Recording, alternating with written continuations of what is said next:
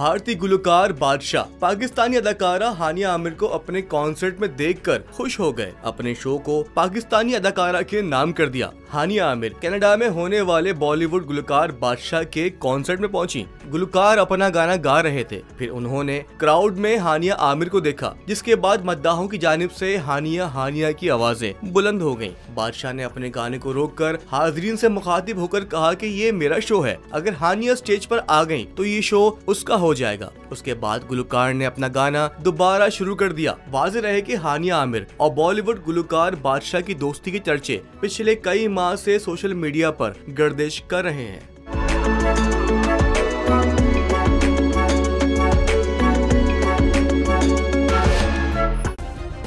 Subscribe करें और bell दबाएं ताकि कोई खबर रह न जाए।